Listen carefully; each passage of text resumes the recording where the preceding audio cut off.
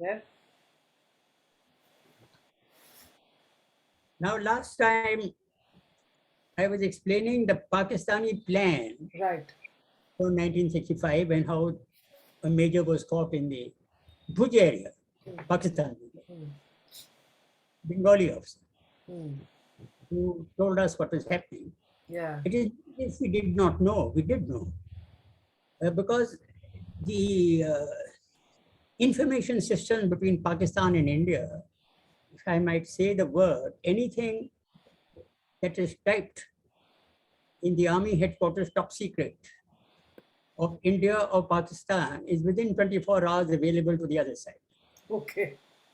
So you asked me to say a few words about the intelligence services. Huh. All I can say is that in my 40 years service in the Indian Army, not once Hmm. has the intelligence functioned properly. Oh. Not even once. Hmm. So we had a number of wars. Hmm. We had the 1947-49 war against Pakistan, which our intelligence never knew anything about. We had the 1962 war when the Prime Minister and the Defense Minister insisted that the Chinese are our friends and will never attack. Huh. And our intelligence services, led by one Mr. Kao, fully agreed with that, and so the Chinese attacked. Hmm. So it's interesting to see why the intelligence does not function. Yeah. But think about this as we go along, because in every war the same thing happens. So as we go along in each war, it's the 65 war, the 71 war, and then the 99 Kargil war, and the various skirmishes that we have fought, and even the present face-off with the Chinese in the northern border, is a total lack of intelligence, right? The result is that the military has no confidence in the intelligence services of the government of India. As I described last time, we have the Intelligence Bureau, IB, which existed up to the 62 war. Hmm. And after the 62 war, when we complained bitterly about the fact that intelligence was non-functional, so we created the RNAW, the Research and Analysis Wing. Wow. Now that is supposed to do external intelligence outside India. The Information Intelligence Bureau IB is supposed to do the internal intelligence inside India. Huh. Neither of them function. This Okay. were in the years of the Prime Minister, one on the right ear, one on the left ear, mostly about how best to retain his seat. I'm talking of the Congress government which ruled this country for over 65 years. Hmm. So they're only getting their money because they're telling that guy who's going to remove him from his seat. Okay, more about it as we go along. But we in the military, in the army, do our own intelligence. We have an intelligence, military intelligence setup, and we get all sorts of equipment, radars, radio sets, etc., sometimes without even the knowledge of our intelligence services and of the government of India, because we don't trust them. And we get our own intelligence, right? Number two is that we have our Air Force and our Navy who also patrol the air or the sea. Hmm. Eye to eye information over areas that we are interested in or suspicious about. They give us the intelligence.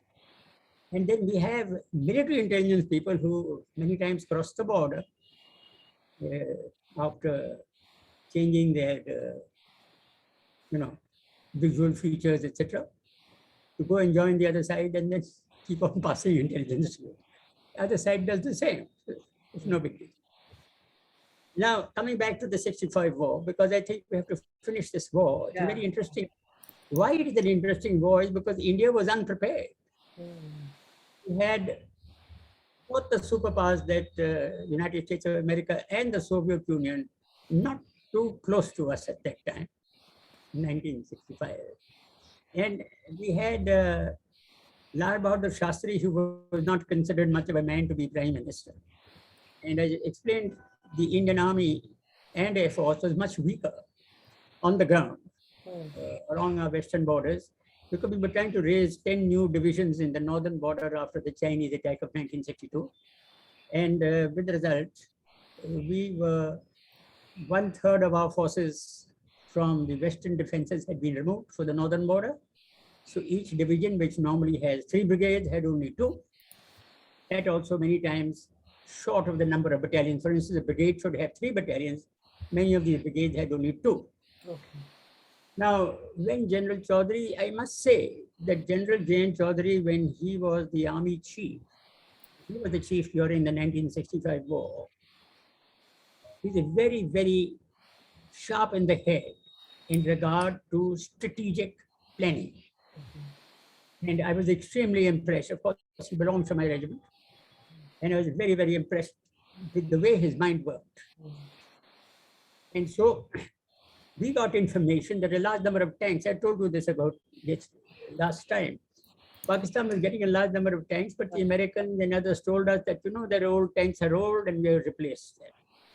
But we did get intelligence that a large number of tanks are moving toward the north of Pakistan.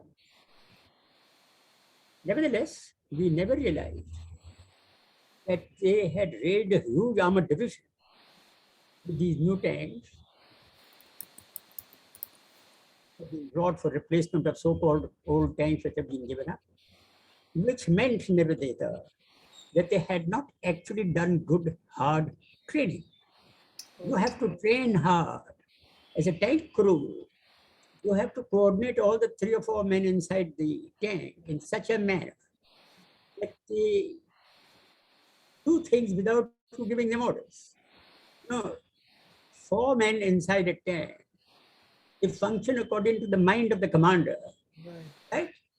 And in a troop of tanks, let us say you have 3 tanks, both the other 2 tanks are looking at the troop leader's tank and conforming. Right. They had training. So a lot of shooting in Indian Army so that, your accuracy of the gunfire is beyond compare, right? But then General Chaudhary made a plan. He had heard that there were a large number of tanks coming into Pakistan. He didn't know that they had another armored division. He did the following arrangements. I'll just tell you briefly. The plan India made in a weak position.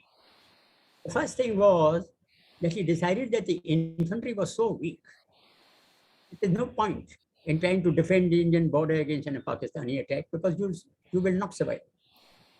So he decided that the answer is to get into Pakistan territory and defend. Okay. Now you agree that there's a border, let us call it the Wagah border, Yeah. in Punjab, and it goes down to Munabao area in Rajasthan. There is a space between where the border is and where the actual defenses, main defenses of the Pakistan army are. There was a canal there. It's a Bari Dawab canal sort of thing, but we call it the Ichogil Canal because there's a town called Ichogil on that Wagah border. That is Wagah, which is our entry into Pakistan. It's approximately 15 or 20 kilometers further back. So Pakistan had border outposts, and General Chaudhary made a plan that his weak infantry should cross this border and go into defense in Pakistan territory, but not attack his main positions because they didn't have the strength to attack. Now, to just explain to you the difference of attack and defense. When you're in defense, you are under the ground and you've got overhead protection and all that sort of thing. And you can survive under artillery fire and so on and tank fire. And yet when the enemy comes, you can defend from good positions in the ground, secure position. Whereas the attacker has to be in the open. Right. So normally in present day battle, if you want to attack a position, you must have a very good superiority in manpower, guns, tanks, everything before you can hope to succeed against a good defended position. Let us say, for instance, there is a company of infantry in defense. Company of infantry would be about 70, 80 men. Okay. If I want to attack this, I must have at least 2 battalions. That means 8 companies. superiority of 6-1 or 8-1 or 10-1. Okay. Now, especially when you first go into battle, the initial few battles are very important for the morale of not only the army, but of the people in the country. If you get defeated straight away, you're in no position to uphold the morale of your country. So initial battles have to succeed. That means you put extra manpower to destroy enemy positions over and there. So now, since we didn't have the troops, if you get into Pakistan territory, not his main defenses, but before his main defenses, then you're in his country. Now, what happens here is that his artillery fire and his attack has to come from the open to try and remove you from his country. Why? Because you've captured an area where a large number of villages exist. All those villagers and wives and families and children have run away from there and come rushing back across the so-called Chakal Canal towards Lahore. You say, "Bhai, dushman aa gaya," run like hell, like you're seeing in the dream. Now that causes a lot of alarm and despondency in the country. So the army there is now forced to remove you from his land. Now I just explained Pakistan plan. He had sent thousands of men, 5,000 to 6,000 people, terrorists into Kashmir. He had attacked with a brigade in the Bhuj, deep south. And he attacked the Akhnur area, Jammu area, to cut off bridges and connection to Rajouri and Poonch on the western side of the Pir Panjal range next to the Pakistan border. And so he had done that attack there. But he had a lot of armor there. We didn't know where he brought this armor from, because we didn't know that he had raised an armor division. He brought 2-3 tank regiments over there. It surprised us. And they overcame a certain amount of territory of ours in the Chamb area of Akhnur salient. And General Chaudhary wanted to cross the international border of Punjab at border to put some troops on the Pakistan side of the border. Now, just to explain about this border, both the superpowers, that is United States and the Soviet Union at that time, made one thing very clear to India, and so did the United Nations, that your quarrel with Pakistan is in Kashmir, Jammu and Kashmir. Therefore, if they've attacked in Kashmir, you keep the battle in Kashmir, because that's the area of dispute. But the Red Cliff line is the border made between India and Pakistan during the 1947 partition by the British. Signed by both the prime ministers, the Prime Minister of India and Jinnah, the President of Pakistan. That means both sides agreed on the international border, which runs from Jammu to Pathankot. And then from Pathankot down south through Punjab, divided Punjab, and through divided Rajasthan to the Kutch area, to the sea. That is an international border. Whereas in Kashmir, because of the war of 47-49, we eventually did a ceasefire. That was the ceasefire. That means that area of Jammu and Kashmir, some areas had been taken by Pakistan right from the south to Ladakh in the north, and other areas had been defended by us. So there's a ceasefire line. That was where the two armies were facing each other. And so everybody expected that we should confine our battle to Kashmir, because that was the area of dispute.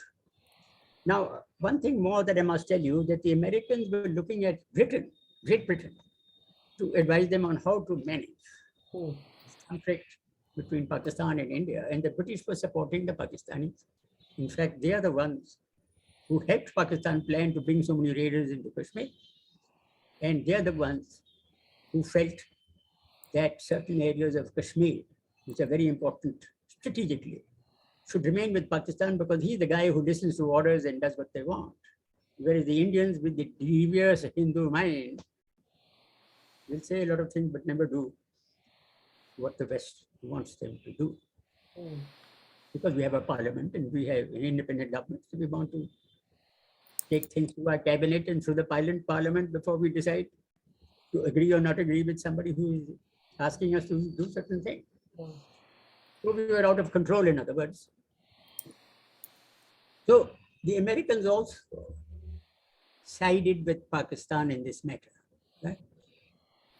Now, General Chaudhary's plan to cross the international border means at water that neither Britain nor the Western power, nor the United States, nor Soviet Union would accept that, because you're going across an international border which both countries have signed and agreed on. Right. So there was a danger that the United Nations may decide to bring UN forces against you in case you have not obeyed the instructions of the United Nations, right? That means you pass it from the Security Council and backed by the General Assembly, and then UN forces can be brought together against you to support Pakistan. But General Chaudhary said that that's the only way to do it because we are weak. Okay. So now the Prime Minister was Shastri and the Army Chief, General Chaudhary, requested the Prime Minister to hear him out. Okay. The war clouds were gathering. It was approximately the 4th of September, 1965. And we knew that the war was going to break out any day. So we wanted to clear from the Prime Minister and the Cabinet his plan. Now, I was not privy to that plan because I was only a mere major and I'm not supposed to be hearing all this. But I knew all the captains and majors in the Military Operations Directorate who were map markers. And so we repaired, you see, that the military operations room is where the Prime Minister was invited with his cabinet. And General Chaudhary was to explain the plan. So we were in the little ADC's room on one side. You can't hear anything, but from a little window, you can see what's going on inside. So I parked myself there to see because as a major, I was very interested to see what happens next. Apparently, the chief explained this problem to Lal Bahadur Shastri. After having explained, Lal Bahadur Shastri asked him, is there no other method of doing this? Oh. Is there any other method of defending Punjab? So the chief said, no, we are too weak. If Pakistan attacks Punjab, our defenses will crumble. So if I step into their country across the international border, then they're attacking their own place. All their shells and bombs will be landing in Pakistan, not in India. And we will be in defense. And he will require 6 to 8 times more number of troops to attack us, to take us out of his land. Because all his public would be shouting and screaming that the enemy has come. And the morale of the nation will go down. So we'll have to remove troops from Akhnur and Jammu and Kashmir to come and assist in getting the Indians out of these roads. There are 3 roads, they all lead to Lahore. Lahore was the capital of Punjab, Pakistan, Punjab. See, there's one road from the Wagah, that's Amritsar Wagah border straight to Lahore. Then there's a road further south from Bhiki Bind Uttar, which goes to Burki and then to Lahore. And then in the further south of Punjab, we have a town called Khemkaran, and the Pakistanis have opposite us a town called Raiwand. From Raiwand, the road goes again to Lahore. So if the Indian army comes up to the Pakistan main defenses of the Ichgal Canal, then the Pakistanis don't know whether we are going to cross the Ichgal Canal and attack Lahore. So he has to defend Lahore. And not only that, he has to recoup the territory that he's lost in case we have stepped across the border. So Lal Bahadur Shastri was also explained that this is not going to be acceptable by the UN, nor by the Soviet Union, nor by the United States. So we get a bit of rap on the knuckles from there, but we'll have to bear with it. There's no other method. So Lal Bahadur Shastri apparently only asked one question. He said, generally, if you cross this international border, which is against the UN law, and the Pakistanis attack, will you come running back from there? General Chaudhary said, no, sir. If we cross into Pakistan territory, we'll go into defense. We dig our trenches, we stand there till the last man, last round, we will not come running back. So Lal Bahadur says, all right, if you don't come running back and you hold your ground, no matter what, then I accept, you go ahead. This decision was made within half an hour. by Lal Bahadur Shastri, the so-called Garib Ghoda, as one might call you, the so-called non-entity of a prime minister. He took this decision. Now, when he came back to the cabinet and told them, this is what I've told the army chiefs to go ahead, the cabinet, led by the Congress party chief, Kamraj, they got after Lal Bahadur Shastri. They cannot do this. It's against the laws of the United Nations and against the laws of the signature of partition between the two countries, where it's sacrosanct, that international border. You can't do that. So Shastri said, well, I've given the orders to the army chief to go ahead because he's promised not to come running back. And I'm going to hold my decision. So if you guys don't like it, then I'll resign. As the prime minister, you can carry on from here. But I have already given orders to the chief, so he's going in the next 1 or 2 days. Now, this happened on the 4th of September. And on the 6th of September, the Indian army moved across the Pakistan border. There were some border outposts. We marauded the border outposts and we stepped into Pakistan territory and went into defense of it. It's called hedgehog principle or the porcupine principle. That means, you go into somebody's territory and put out your porcupine's quills. That's your defense. At the end, we do what he can. So all his artillery shells fall at his own land. And unless he gets you out of his country, the morale of his own people goes down and a lot of howling and screaming goes on amongst the civil population that the army has let us down. And the result is that he has been forced to take his troops away from the Akhnur sector to reinforce the defense of Lahore. Now, this is exactly what happened. Now, let's come to what happened in Kashmir. Thousands of these terrorists, about 5,000 of them, landed up in Kashmir from infiltration routes across the Pir Panjal. And they told the local Hathos, the Hathos are the Kashmiri people, yeah, here we are with our guns and everything, and now you all get together and let's throw these bloody Indians out. But these Bakarwas the people who graze sheep and goats in the Pir Panjal hills, they're very good fighters, by the way, because they're very hardy and they're up on the mountains all the time. They're far more hardy than the guys who are living in the valley itself, which is in the valleys. The valley people are like lotus eaters. They're living a very good life. There's plenty of food, plenty of fruit. And of course, in the winter, 4 or 5 months, everything slows down, but they have collected their food and they eat and drink and be happy and they eat a lot of meat. And they live a very comfortable life. They don't want to fight. But the Bakarwas and the people in the hills, they came to our military pickets and said, look, these Pakistanis have come here and you better do something about it. They gave us the chivi. Dushman aa gaya. Now in 19th Division, which I had just left because I had gone for a course to UK and then joined the chief staff, we had Hardev Clare. I spoke about him as the G1. He was posted out, but he was asked to stay back. And our reserve brigade called the 68 Mountain Brigade, I told you that we exercised them in the high altitude areas. They had a Sikh battalion and a Gurkha battalion, was now commanded by a man called Zarawar Chand Bakshi, Z.C. Bakshi. He was one of the most highly decorated people of the Indian Army. He had been in the Military Operation Directorate as a Lieutenant Colonel, even when I joined the chief. Just before the war, he was given command of this reserve brigade in Kashmir. And he organized an attack to some of the Pakistani features, which were in between Uri and Poonch.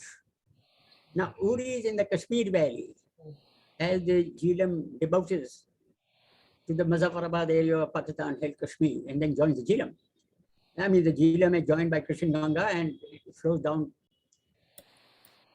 towards Islamabad, joins the Indus. And Poonch is across the Great Mountains. Now, there's a salient of Gulmarg there. I don't know if you've been to Gulmarg, Kashmir. It's a lovely place. You ought to go if you haven't gone. Gulmarg is a height of about 8,000 feet or 9,000 feet. And above it is a place called Kilinmarg and Upper Wat, which goes up to 16,000 feet. Lovely place to go, and international skiing and all that is done there. And there are certain great mountains, Khan Patri, for instance, which is about 13,000 feet. From there, you can see the Hajipir Pass area and a couple of huge mountains there, which were occupied by the Pakistanis. So we did 2 attacks over there. Hmm. One was from the Uri, the parachute battalion. Hmm. Under a the battalion was the parachute battalion. It was asked to capture this Hajipir Pass, which means from the Uri Bowl, the road goes up to these high mountain areas, and there is a pass which you cross, and then the road goes down. It's a track actually, which goes down to Punch on the other side of the Pir Panjab. It was occupied by Pakistan. Hmm. So to capture that meant that we would open a route from Uri to Punch directly.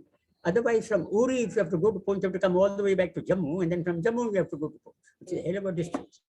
If you cross the great mountains across the Hajipir Pass, you can go directly to Punch. That means that's a much better defenses if you have communication. So a man called Ranjit Singh Dayal, he was a major of the parachute regiment, he's a Sardar, very good friend of mine. We had done the staff college course together, and we're very good friends. We studied for staff college together.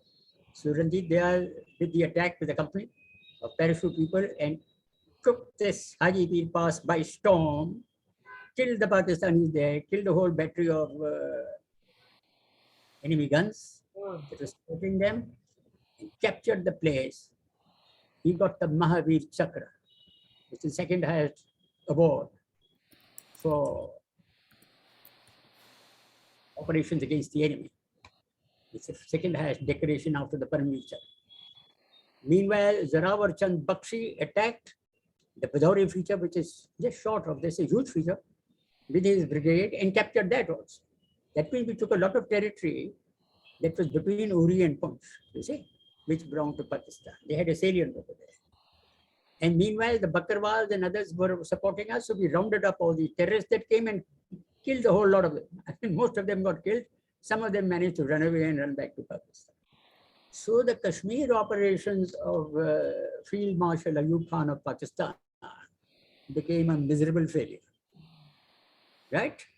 Now, in addition, we attacked a place which is beyond, the Kargil heights. Now, Kargil, because there was a war in Kargil in 1999. Yeah. But there were certain heights there which the Pakistani had been given after the ceasefire line was made. They had occupied those pickets. So one of my friends who was a major in the sub-area when I was G2 Ops of 19 Division, he had become a lieutenant colonel to take over a Rajput regiment. So he attacked this Kargil heights and captured them. So in the Kashmir Valley, the Kargil heights, which overlook the route from Kashmir to Ladakh, were captured by us, and the Hajipir Pass was captured by us. But what Pakistani did, they had attacked in the Chamjorian sector of J&K on the west of the Pir Panjal range, and they had captured a fair amount of territory there. This is the situation in J&K. It was a 21, the war lasted from 6th of September to the 21st of September, just 3 weeks. This is what happened in J&K. Now, as far as the little operation in brigade that had tried to attack and the Sir River, SIR, Sir Creek in Bhuj area, that came to grief because our brigades there managed to hold out and stop the Pakistanis from doing anything there. All right. Now comes the main Punjab. The main attack of Pakistan came through Punjab. What they did, they had an armored division. That's the first armored division of Pakistan. And I think they had the 16th Infantry Division, Armored Division, Infantry Division. From south of Punjab, where there's a town called Khemkar, they attacked towards Amritsar. Now, I must say something about this. I told you that whoever the gods are, everybody prays to the gods to help them in battle. God is really one, I suppose. I think you all agree on that. I don't think he supports the evil people. He seems to support good people. And I do believe we are the good people and the Pakistanis were evil because they were trying to attack us. As I told you last time, Allah Mian was in East Pakistan counting the rapes and counting the things and deciding who of these Pakistanis should go to hell. Whereas all our gods were in Punjab to help us. Not that we didn't make mistakes, we did, but the Pakistanis made many more. And one of the mistakes was to attack in a funnel area. I just described Punjab to you. If you're looking at the map of Punjab, this border is running from north to south. Of Punjab between western Punjab of Pakistan and eastern Punjab of India. And it comes along toward the south where the Sutlej River joins. And along the border, there are two obstacles. One is the Ichhagal Canal I mentioned, which was the main defenses of Pakistan. And the other is a huge drain. It's one of those drains that we have constructed in India to take the flood waters away from Punjab so that the wheat fields and the rice fields can function, otherwise don't get waterlogged. So that's called the Hodiara drain. So we have got the Ichhagal Canal on Pakistan side and Hodiara drain on our side, which is both are obstacles. So Pakistan Armored Division and Infantry crossed over one or two bridges in this area, with the Sutlej on one side and the Ichhagal Canal on the other. It's a funnel like this, and tried to come up like this northwards, the Beas area, and cut off the whole of Punjab from the main highways that came from central India towards Amritsar. You see? And what General Chaudhary had done is that he had kept an armored brigade here comprising Sherman tanks, which are old World War II tanks, very tall and ungainly monsters with a very poor gun, American tank, very easy targets. But he had left one Centurion regiment. Centurion regiment is it's a British tank. It's about 65 tons in weight. It's got a damn good gun, you see? And it's got 6 inches of armor plate in front. So, the British believe because they had to land against Hitler in 1945 when they attacked France across the channel. And the Germans had huge guns. So they said this tank has to be like a pillbox so that the German guns can't penetrate. With 6 inches of armor plate in front. And we had these tanks. And this one regiment of the Armored Division, we have 4 Centurion regiments. One regiment's 3rd Cavalry were kept with the Sherman Brigade in a place north of Khemkaran called Asal. Asal Uttar. The Asal is the name of the village, and Uttar means north of that. They were over there. And I had parked myself there because I was the LO to the chief. I mean, I was on his staff, and I had formed up in front of the chief to say that, look, my regiment is going into war, so I'd like to rejoin my regiment. He said, no, you do no such thing. I've just given you a nice house, and your wife, after a long time, has managed to get a house to live with you. That's the ADC's cottage behind the chief's house on 4 Rajaji Marg. You see? And she's very happy there. So you don't want to go back to your regiment because you've done hardly 4 or 5 months with me, and your wife will get very upset. I said, well, she's a soldier's wife. Why should she be upset? But chief said, I won't send you back to your regiment yet. You go as my eyes and ears to this Lahore sector, Amritsar and Lahore sector, and you report to me 4 or 5 times a day. So I had his jeep, and I had a cipher operator. The cipher is, a chap with a radio set who can cipher operate your messages so that you're not available to the enemy. Right. And you go to 11 Corps, which was in Rania, just across the Beas River. Park yourself there and go to all the battlefields and report to me directly what you see. He wanted my eyes and ears to report to him directly because he was an arrogant man and he wanted to have information directly by his own people. Before the normal chain came up, the normal level, unit reports something, it goes to the brigade, then to the division, then the division reports to the corps headquarters, corps to Western Army Command, which was in Shimla, Then they report to the military operations directorate in Delhi. Then they report to the chief of staff. So chief said, I can't wait for all this. It's going to be a short war. It's going to be a very fast moving war. So I must have information straight away. So he sent me as his liaison officer. That's why I know the battle so well. I know it by heart. Now, the 3 areas or 4 areas of battle, I'll just describe them to you. First, in the north, there was a place called Dera Baba Nanak. Dera Baba Nanak is the place where Gurudev Nanak had established his Dera. It's called Dera Baba Nanak. And my family comes from there, funnily enough. So when Guru Nanak, he is a Brahmin, he started the Sikh religion. He was so brilliant that all the Hindu families sent their firstborn son to become a Sikh. Right. You don't realize that how the Hindus and Sikhs are interrelated. See? So we had done that in our family too. Many of my forebears had been generals under Maharaja Ranjit Singh, the Lion of Punjab, in the 1835, 1840. So we are a fighting clan, and most of the family have been military officers. So Dera Baba Nanak was the first area where there's a huge bridge crossing the Satluj River. And this bridge is a double rig with a rail and road.